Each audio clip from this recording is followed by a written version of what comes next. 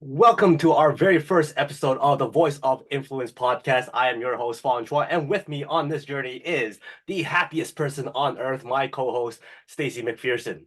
On the show, our aim is to break down the barriers of public speaking, allowing you to succeed and become the voice of influence. Hey, Stacy, it's happening. It's happening right now. We're starting this whole podcast, and it's going to be amazing. What do we have in store? This is going to be amazing. We are going to share with you some of our key nuggets that the people who have been in our course have experienced for themselves. We are going to share some of the amazing value that they got out of it. And so we're so excited to share with you today. This is going to be a pretty amazing thing that we're doing here. And hopefully, everybody who's watching this show will be able to get some great tips, some advice, some strategies, some techniques that they could implement to their lives every single day to allow them to speak more properly, to be more confident when it comes to public speaking, and of course, being able to interview and speak openly, and also be able to influence people with their message and their stories, because that is something I find that a lot of people are struggling today. Yes, exactly right. And that influence, like think about you have something to say. Every single one of us has something to say. And if we can unlock that for you, we can give you the skills, the tools, and the way to expand that message out to the world. How powerful is that? Well, first of all, let's go kind of go backwards for a little bit, and let's share our experience with speaking and how we got to where we are today with regards to our experience and what we're doing with public speaking. So, Stacy, why don't you share with us your story?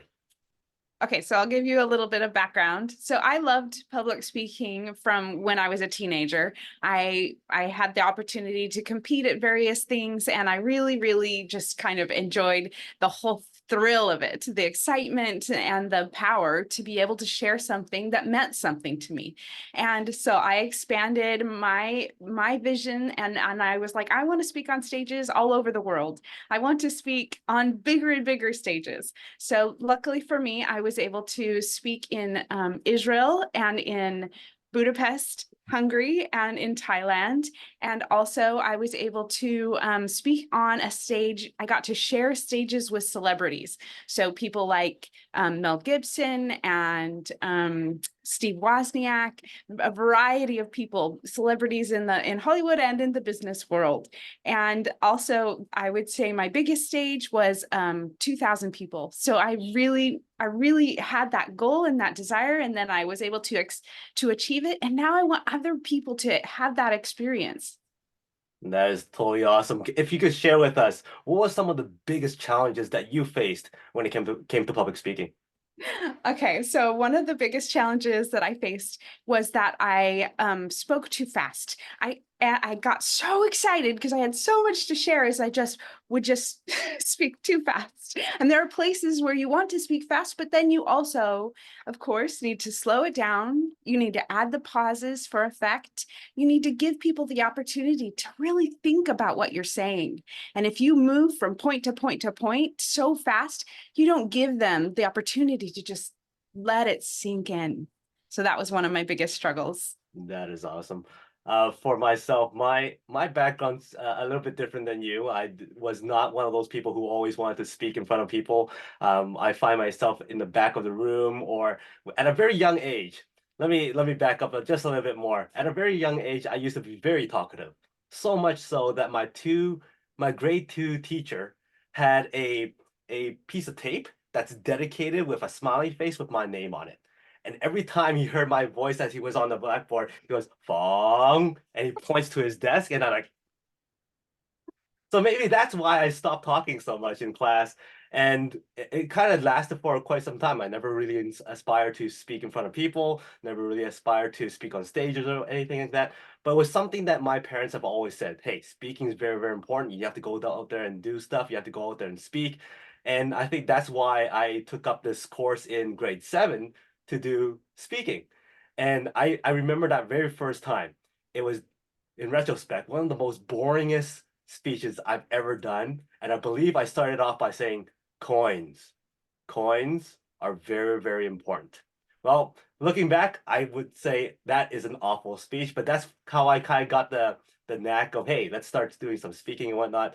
And to now, I've been speaking on stages in States, in Canada, also been virtual stages all over the world, doing podcasts and also doing a lot of speaking on webinars and conferences and whatnot. So it's been a lot of fun, and I've learned a lot throughout this period of time.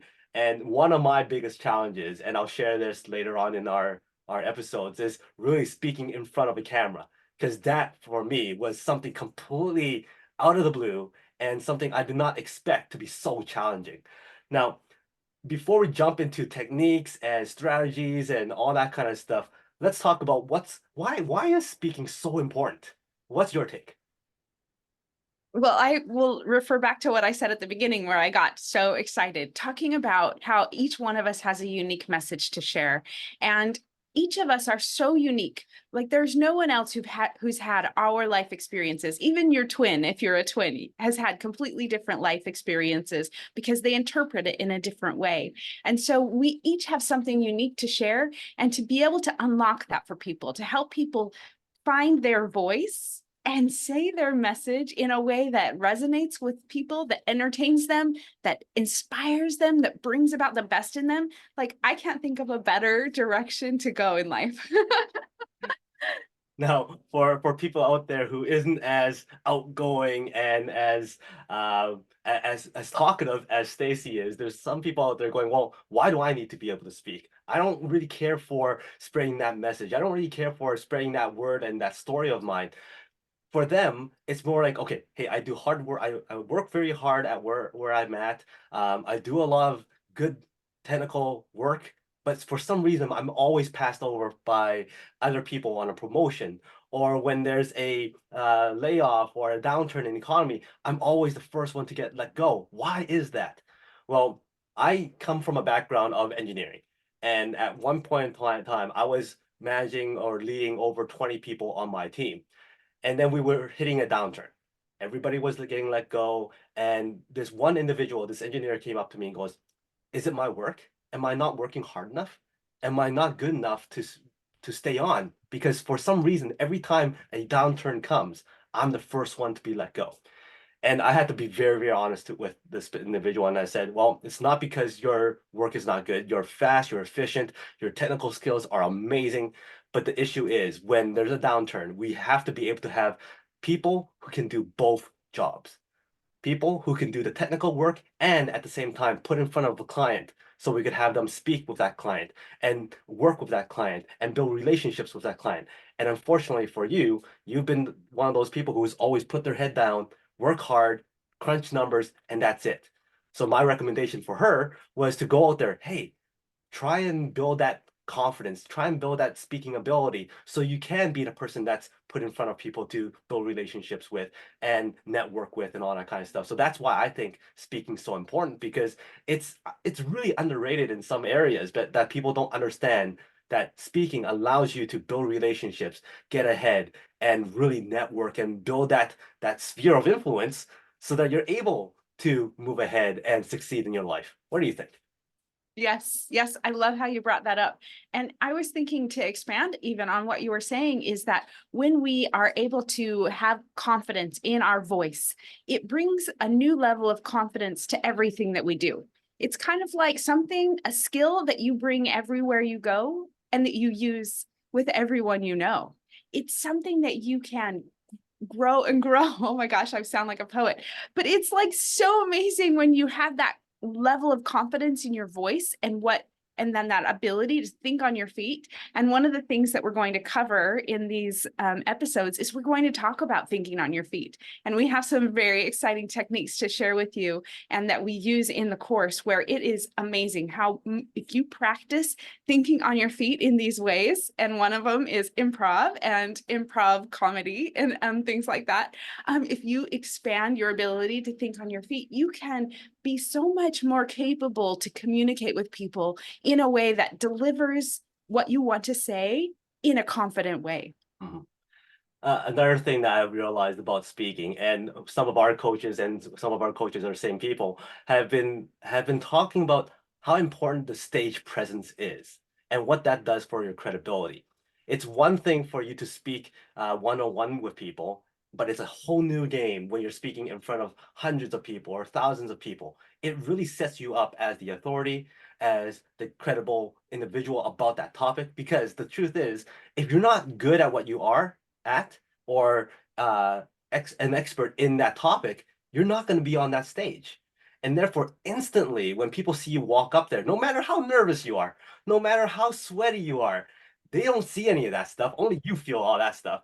But they see a person, wow, this person has some expertise, something that I can learn from, and that's why they're on that stage.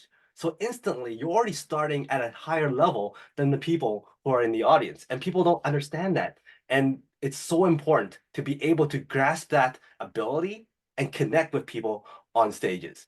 And not only that, after you finish doing your talk, and I'm sure you've felt this before, is that people come to you now instead of you having to go to a person and an individual. Hey, my name is Stacy. Hey, my name is Fong. Now people come up to you and go, hey, my name is Joe. Hey, my name is Lisa. I would love to chat with you more about what you just talked about on stage.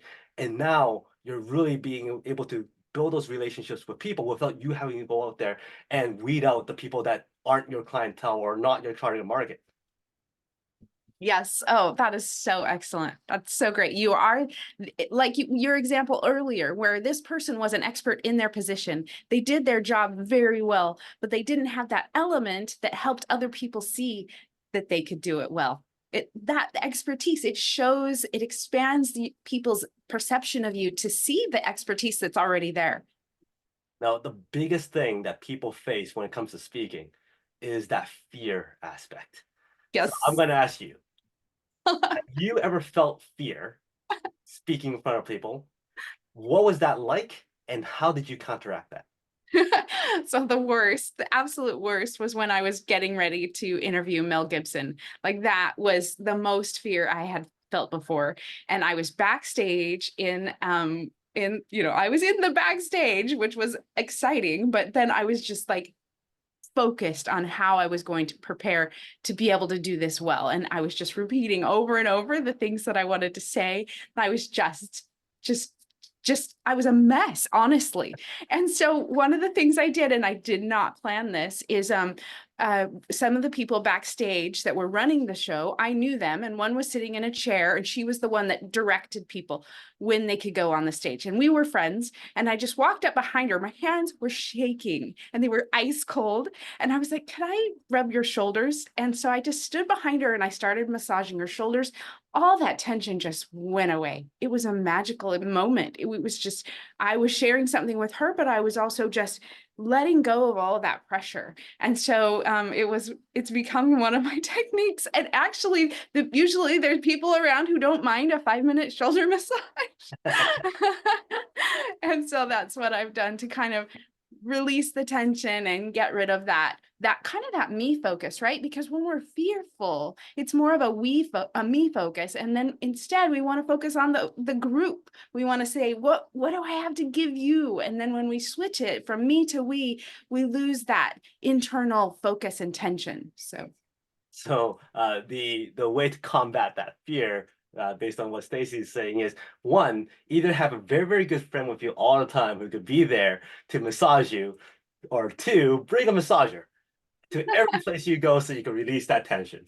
No, no, I do the Oh, massage. you do. I do it. Or three, do it yourself. Yeah. Oh yeah. Yeah. Because I actually in Thailand, I mentioned that I spoke on stages in Thailand. I actually lived there and got a Thai massage therapy massage certificate. So I'm actually a Thai masseuse. Wow. Well, personally, I think I could have used that technique for my one of my biggest fears, and it actually became reality. So when I said, "Hey, what's your greatest fear and how do you combat it?" For me, actually live it. And my biggest fear was forgetting what I was going to say. And I'm going to apply this to when I was performing, because I used to do singing and performing and entertaining on stage. And my biggest fear is forgetting my lyrics and standing there completely blank with music just playing in the background. And that was my greatest fear. So, of course, as a born left-minder, it's only logical for you to recite and repeat and memorize and keep on going again and again with the lyrics. And that was my problem. I knew my song so much. I repeated it so much until the point I was about to step on stage. I was keeping on repeating it in my head. And sure enough, the last time I repeated in my head, I forgot the lyrics for whatever reason it is. And sure enough, when the song got to that point when I was actually doing it live, I forgot the lyrics at that one spot. It was so hard to bear to the point where I was completely lost. And I actually went up to the mic and said, "I'm so sorry. I forgot my lyrics." So there, I lived it. So from now on, I could go, hey, I've learned my lesson. It's really not that bad because I've already lived it. And therefore, sometimes when you work so hard and recite so much, it becomes something that it's no longer there. You kind of cloud your judgment a little bit and you psych yourself out and you forget exactly what you did not want it to do. So anyway, that's how I combat that fear, by living it. And I've learned a lot of great lessons from just that incident alone. Now, when it comes to confidence, because you mentioned that before, at what stage and at what point in time or incident did you go, hey, I'm confident I can do this. This is not a problem anymore. I don't know. I don't know. Something I've learned is that the more you learn about something, the more you see how much there is to learn. Any topic, the more you learn, you're like, oh, there's so much more. Or any skill, there's so much more technical ability that you can acquire. So I would say that there's always room to grow. Always. There's always something you can do more. And whenever you see that you have room to grow and you're not there yet, there can be a level of fear and anxiety, and it's also how you interpret it, right? Because fear can also be interpreted as excitement, adrenaline, and risk, and thrill. Like, it's also how you interpret that physiological sensation in the body. Exactly. I had somebody ask me one day, does that fear ever go away? I'm like, well, it depends how you see it. I don't think it ever completely goes away. As you said, it's that anxiety or that excitement or that energy. And if you really think about it, whatever you are really, really good at and you are no longer anxious about it, your energy level is a little bit lower because you're calm. It's easy. You know it. You're good. But once you have a little bit of anxiety or excitement about presenting it, all of a sudden your energy level comes up. So I like to look at the fear aspect or nervous aspect like it's energy. And if I can harness that fear and convert it into energy, I could give it my all. I could give it more fun. I could give it more energy. And it kind of gives that message, becomes more influential. It becomes more memorable for the audience members to see. So I find that no, it doesn't ever completely go away, but you are confident in being able to convert that nervousness into workable energy for you to present your message or your story. Now, when it comes to confidence, how do you feel when you're being asked to speak somewhere or at some place and time? That confidence, how do you feel? So yeah, I like how you brought it up, because that confidence makes it so that you're willing to take more opportunities, take steps into the unknown. And so confidence isn't just what what you personify when you're around other people. It's also enabling you to take that next step into the unknown. So yeah, what about you? I find that with everything that you do, if you don't do it more than 5, 6, 7, 8 times, you're never going to get confident. You're never going to get comfortable to a certain stage. For me, it was one of those things where for my podcast, I interview a lot of different individuals, a lot of different people. And at the beginning, I had script after script after script. How do I introduce them? How do I come up with questions? All that kind of stuff. And then eventually you realize, I feel like I'm over preparing. That it didn't go as catastrophic as I thought it would go. It didn't go as awkward as I thought it would go. It just felt fine. And all of a sudden, you could decrease the amount of time you prep for it. You could decrease the amount of anxiety you put into it. Yes, there's still a little bit nerves because you want to put on a good show, but that confidence level is saying yes to, hey, yeah, I'll interview this person. Yes, I'm going to reach out to this person and interview them. And you're going to say yes, yes, yes more.